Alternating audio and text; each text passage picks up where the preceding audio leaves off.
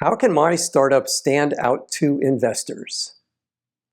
Winning an investment means you have to do a lot of things right. However, most of all, you have to stand out in the right way. And standing out means doing things other startups don't do. That's exactly what today's video is all about. Drawing on my experience, raising funding for my own company, and helping other CEOs secure funding for theirs. I'll explain the 10 ways you can stand out to investors and raise your funding. I hope you like it. Hi, I'm Brett. On my channel, I help early stage startup CEOs like you raise money and grow your startup.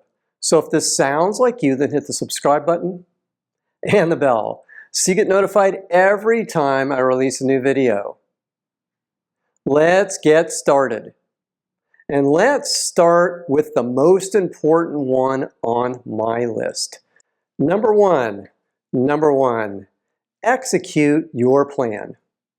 No matter where you are in the development of your startup, executing your plan will set you apart from just about everyone else. Trust me on this one. As surprising as it may sound, most startups struggle with even executing the most basic things. There's a reason for this. Executing your plan is hard, and it's not something investors are used to. For example, I had just fired one of my co-founders, and I called my investors to let them know what had happened. I told Raul that I regarded my co-founder, Randy, as a tough guy. Raul said to me, "No, you're a tough guy because you execute your plan." It was high praise from someone that didn't give many compliments at all. My point is that the more and better you execute your plan, the more trust you build with your investors. You're that one company in their portfolio they don't have to worry about, and that's a big deal. If you show you can execute your plan before they invest, it builds the confidence necessary to write that check. Now let's move to number 2 on our list. Number 2, communicate your plan to your investors. So I said Raul was pleased we were executing our plan. That didn't mean we didn't have our problems. One of these problems was our communication with investors. In the early stages of your startup, you'll be in the product development mode. Jeroen, my co-founder and VP of engineering, and I had a product management system that we learned from working at Maxim Integrated Products. It was a good system, but it had the fatal flaw of showing us behind on every one of our schedules. We were doing okay. However, showing our investors we were behind hurt our investors' confidence in us. We recognized the problem and developed a new and better project management system. Our projects now were on schedule, and before you say we sandbagged the results, we got our products out quicker. If you're raising money, you want it to be clear when things are going to get done. This means putting specific dates on your product roadmap slide. Both what you've already done and what you will do. Next, let's move to number 3 on our list. Number 3, hire the right team. Let's say you're meeting with an investor that's excited about what you're doing. One of the things investors will want to see is that you have the right team around you. For example, let's say you're the business expert. Investors want to see that you have the right technologist as your CTO or VP of engineering. For example, in my case, there was an investor, Jack, that really liked our company, but he didn't want to invest until we had our VP of Engineering in place. It wasn't until I added Jeroen to the team as our VP Engineering that Jack gave us a term sheet. Next, let's move to number 4 on our list. Number 4, execute on your hiring plan. You're going to need a team to execute your plan. And as CEO, it's your primary job to recruit this team, whether it's 2 people or 200 people. You should be spending at least 50% of your time recruiting your team. If you haven't raised your funding, you still need to build a team or have a team ready to join when you do raise your funding. This will build investor confidence.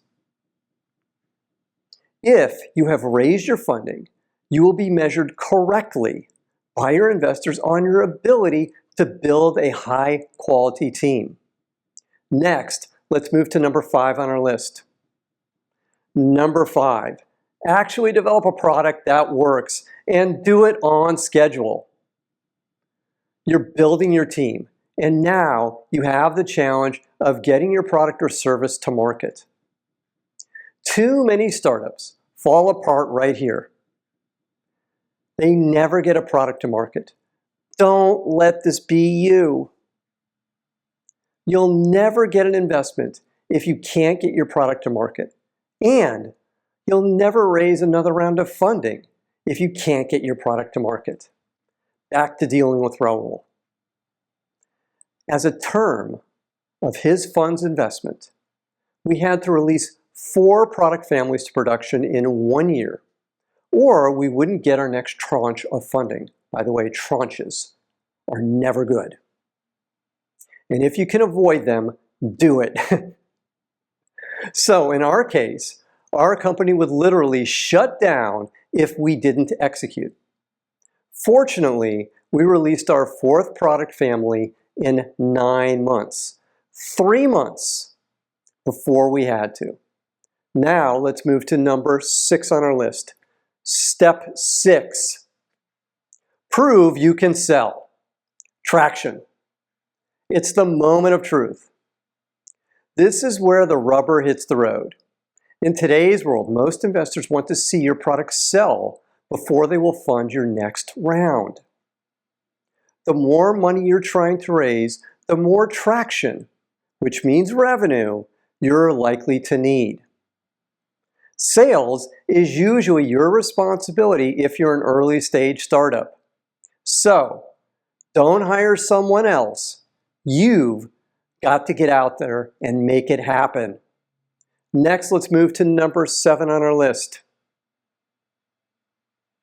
Number 7, execute on customer retention and growth. As your sales grow, the more investors are going to expect. For example, when we were raising our Series B round of funding, potential investors wanted to review our sales pipeline of potential customers.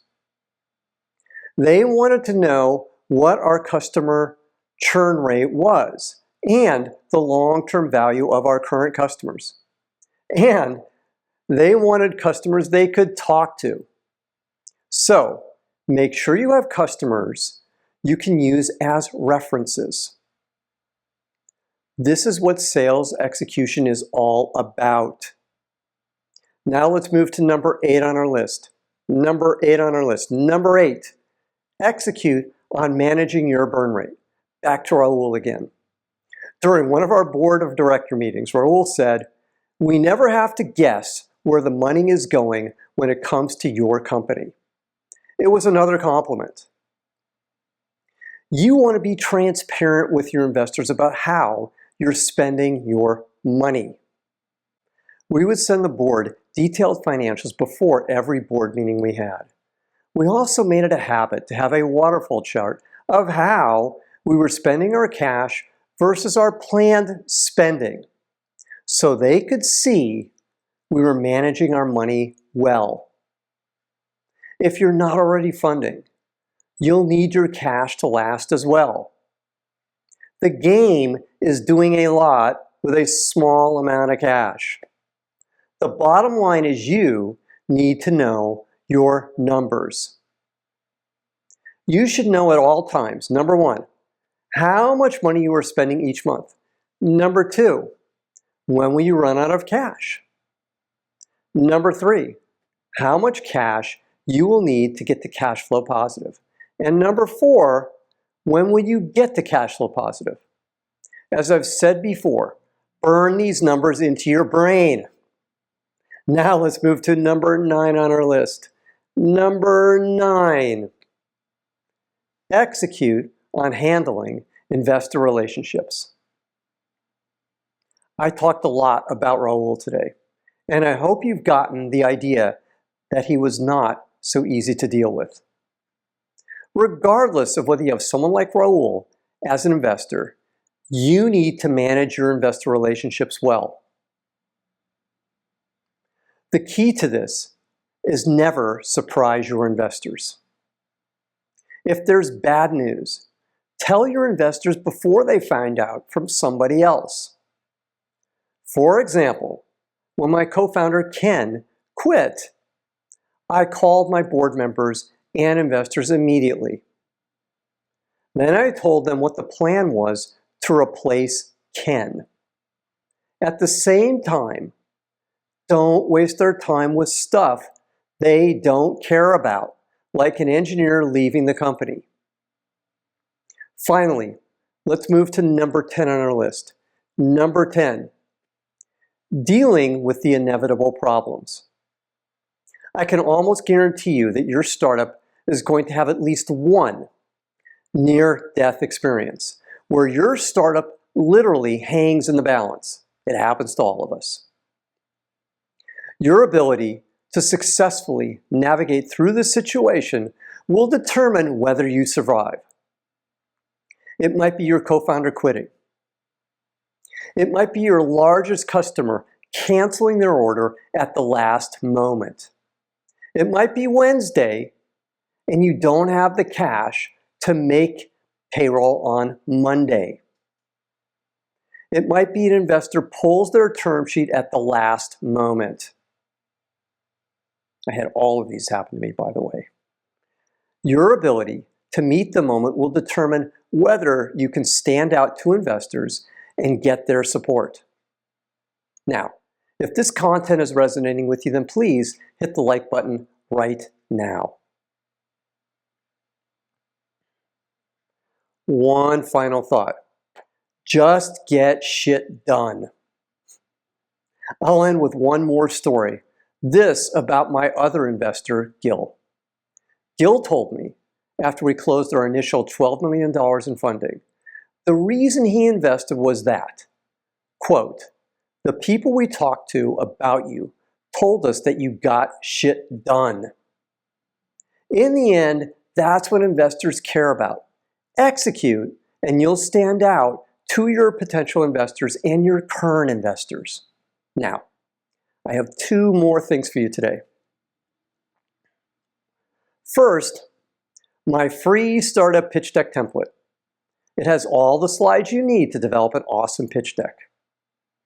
Click the link below to get yours for free. Second, join my free group of startup CEOs, Zero to Pitch. It's a community for startup CEOs focused on growing their companies and raising funding for their companies. Click the link below to join. Finally, click the subscribe button to get notified every time I release a new video. I'm Brett at brettjfox.com. Thanks for watching today. Take care. Bye.